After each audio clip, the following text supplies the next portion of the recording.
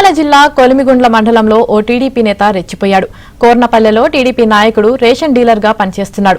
అయితే ప్రభుత్వ స్కూళ్లలో రేషన్ బియ్యం సంచులు దించకూడదని స్కూల్ టీచర్ టీడీపీ నేతకు చెప్పాడు. దీంతో రెచ్చిపోయిన అతను టీచర్తో తీవ్రంగా దుర్భాషలాడాడు. విద్యార్థులకు ఇబ్బంది కలుగుతుందని చెప్పినా వినలేదు. తమకు 164 సీట్లు వచ్చాయని మర్యాద ఇవ్వడం నేర్చుకోమని టీచర్ను హెచ్చరించాడు. రేషన్ బియ్యం బడిలోనే దించుతామని, ఉంటే ఉండు లేకుంటే వెళ్లిపో అని అన్నాడు. సోషల్ మీడియాలో ఈ వీడియో వైరల్ అవుతుంది.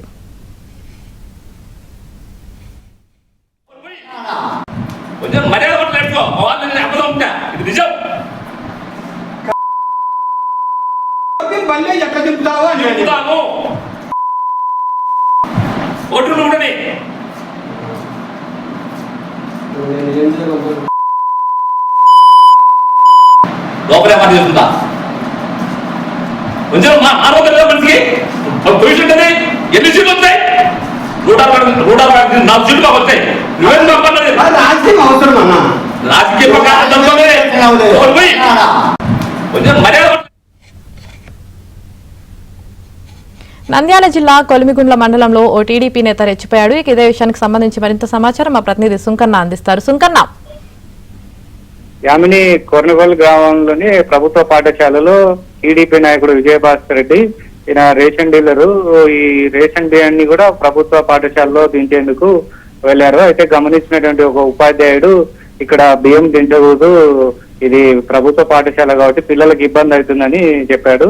దీంతో ఒక్కసారిగా టీడీపీ నాయకుడు టీచర్ పై కూడా దుర్భాషలాడుతూ బండబూతులు తిట్టాడు.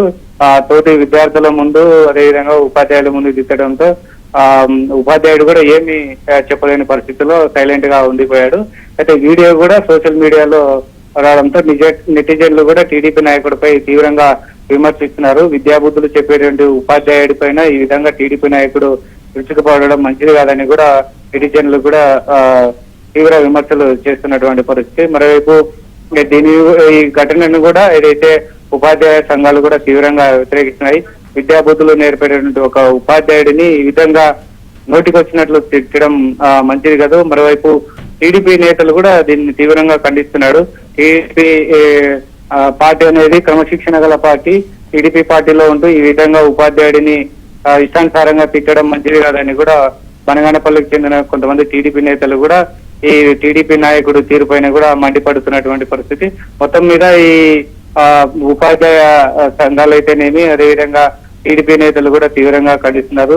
మరోవైపు నెటిజన్లు కూడా దీన్ని విమర్శలు ఆరోపణలను కూడా ఈ రేషన్ బియ్యం ఏ విధంగా పెట్టుకోవడానికి కూడా కరెక్ట్ కాదని కూడా రకాల కామెంట్స్ చేస్తున్నారు. అయితే అది సోషల్ మీడియాలో వైరల్ కావడంతో విద్యాశాఖ అధికారులు కూడా దీనిపై ఎలా రియాక్ట్ అవుతారని కూడా తీవ్ర చర్చనీయాంశం ఇది. Right, thank you Sunkanna.